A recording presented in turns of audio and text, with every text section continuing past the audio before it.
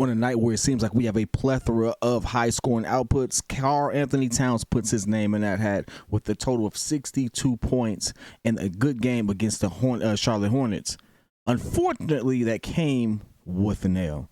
Let's talk about this game and more right now. Listen, it's your boy P.kidd. This is P.kidd Talks NBA. I appreciate everyone who's liked and subscribed. I understand that a lot of you all who do watch these videos are not subscribed, so do me a favor, hit that button, hit that bell. Let's get into the video.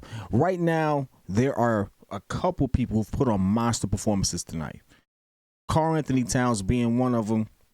And it was clear from the onset that he had it rolling. I mean, realistically, when you see somebody who can shoot like he can, and they hit their first three, you ride the hot hand. You give them that rock back. And ultimately, it was paying off for him. The unfortunate part about this, and this is actually something that Chris Finch actually said in his post-game interview, it can come off a little immature when you are actually pursuing more of the scoring output and not doing it within the flow of the game than actually doing it in the game, in flow, and then just kind of evolving as it is. Realistically, I say that to say that although Karl Anthony Towns had a great night and the Timberwolves were in control most of the game, they end up losing 128-125. Now, how do you do that? How does that happen? Well, realistically, you can break it down simply as this. Karl Anthony Towns had 44 points at half.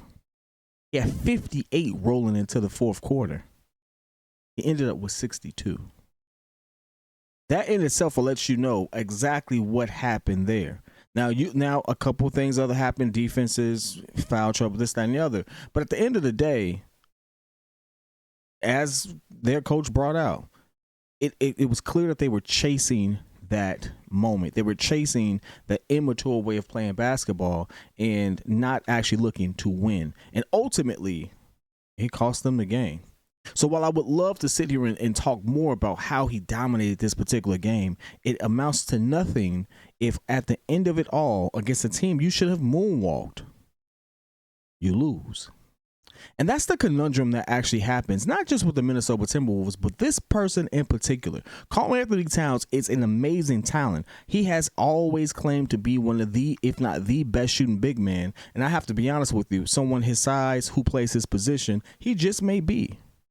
But you know what other big men were able to do? Win.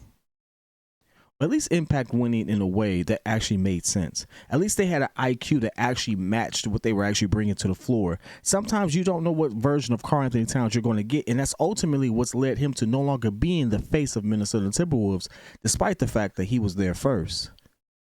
And he's also one of the best shooting big men there. On the flip side, while he can claim that, he's also one of the worst defensively. Defensively, it's a joke. It's not even close. And so this is one of the things that I hope that actually happens for the Minnesota Timberwolves, because they are one of the better teams in the West. They're actually one of the best teams in the league. They are leading. And games like this are a wake-up call. Don't get complacent. You haven't made it just yet. You haven't accomplished it just yet. You haven't made it to the pinnacle. Now, they are in the league. Don't get me wrong. I'm not sitting there trying to disparage the accomplishment. But what I am trying to say is, don't walk around like you made Thriller. It's a Jay-Z bar. Some of these people get into these positions. They get into the league and they think simply because they made it there that they're already accomplished. When realistically, we're talking about how you will compare to your peers. And to your peers, you ain't that. You're not that dude yet. But you can be. And that's what I see when I see Karl Anthony Towns. And ultimately, that's what I see when I look at the Timberwolves. The Timberwolves, the way they're constructed, if Karl Anthony Towns just got his head on right, matured a little bit, didn't make so many questionable decisions in so many games, or actually showed up when you really wanted him, you could get behind him. You could really see that this team could go far. But it's just that one thing he has that I don't understand what it is. Don't understand this. And everyone knows what we're talking about. Everyone knows that level of immaturity that kind of hits you when it's like, man, why did he do that? What's going on? It's no consistency in his dominance. He has a dominant couple of plays, and then all of a sudden it's like, all right, that's the cat we all know. A dominant quarter, and then that's the cat we all know. In this one, he had a dominant 3 quarters, and we got back into the cat that we all know.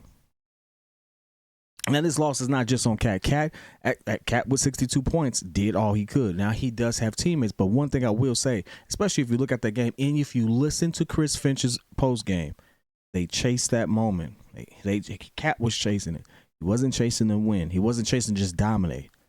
He literally was just out there playing for him, and you kind of could see it.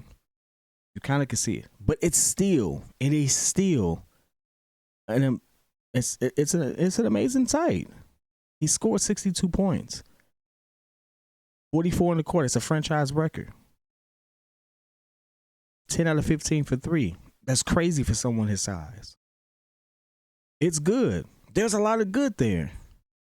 But it doesn't equate to wins. And ultimately, that type of mentality, if he doesn't get over that, if he can't understand how to bridge that particular gap, he may just go down as one of those people who had immense talent but could never string it together. And I would hate that for him. Ultimately, I would hate that for the Timberwolves, because the Timberwolves are that small market team who've been trying to get it right since the KG era.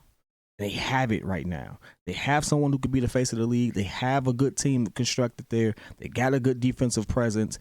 They actually could be a better defensive team if they just applied themselves. But when you have someone who may actually be poisoning that, it could be infecting the entire bunch. That may be what you're seeing there. But that's just my 2 cents. Man, listen, whether it's love, whether it's hate, put it in the chat. I want to hear your thoughts. I want to hear how you feel about his 62 points. I want to hear how you feel about his historic 44 and a half. I mean, that's crazy. It's 44 points and a half. To put that into perspective, I think KD had 43 tonight. He did that in 2 quarters. It's an amazing feat. You can't take it away from him. But if you don't get the W, what does it matter? But again, put your comments in there. Whether it's love, whether it's hate, put it in the chat. I'll be in there with you. Till next time. Peace.